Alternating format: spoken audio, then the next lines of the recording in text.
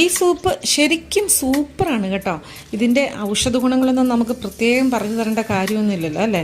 രോഗപ്രതിരോധ ശേഷി വർദ്ധിപ്പിക്കുവാനും വിളർച്ചയെ അകറ്റുവാനും കൊഴുപ്പിനെ ഉരുക്കിക്കളയാനും പറ്റുന്നൊരു സൂപ്പാണ്.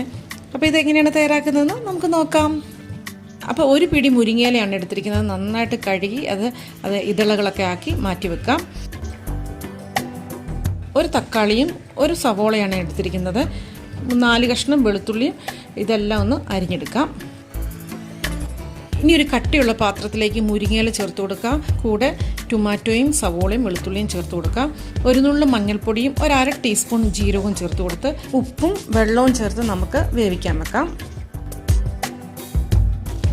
ഇത് നന്നായിട്ട് വെന്തുടഞ്ഞ് വരുമ്പോഴേക്കും നമുക്ക് ഇതൊന്ന് ഡ്രെയിൻ ചെയ്ത ശേഷം തണുത്ത ശേഷം നമുക്കിതൊന്ന് അരച്ചെടുക്കണം. ലിക്വിഡ് അവിടെ നമുക്ക് മാറ്റി വെക്കാം. ഞാനിവിടെ ചട്ടിയാണ് എടുത്ത് വെച്ചിരിക്കുന്നത്. കുറച്ച് വെളിച്ചെണ്ണ ഒഴിച്ച ശേഷം 1/2 സ്പൂൺ ചെറുജീരകം ചേർത്ത് കൊടുത്തിട്ടുണ്ട്.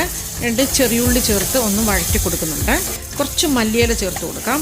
ഈ ഉള്ളിയൊക്കെ ഒന്ന് സോട്ടായി വരുമ്പോഴേക്കും നമ്മൾ നന്നായിട്ട് അരച്ച് വെച്ചിരിക്കുന്ന ആ മുരിങ്ങയിലയും തക്കാളിയും എല്ലാം കൂടെ ചേർത്ത് അതെല്ലാം കൂടെ ഒന്ന് നമുക്ക് ചേർത്ത് കൊടുക്കാം. നമ്മൾ ഡ്രെയിൻ ചെയ്ത് വെച്ചിരിക്കുന്ന ലിക്വിഡും ചേർത്ത് കൊടുക്കാം.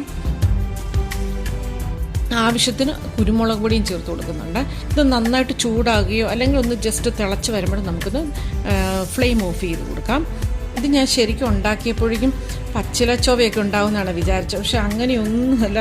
ഇത് മസ്റ്റ് ട്രൈ റെസിപ്പിയാണ് കേട്ടോ. ഇത് ഒരിക്കലെങ്കിലും നിങ്ങൾ ട്രൈ ചെയ്ത് നോക്കണമെന്ന് എൻ്റെ റിക്വസ്റ്റ് തന്നെയാണ് കേട്ടോ. അപ്പോൾ എല്ലാവർക്കും ബൈ, താങ്ക് യു.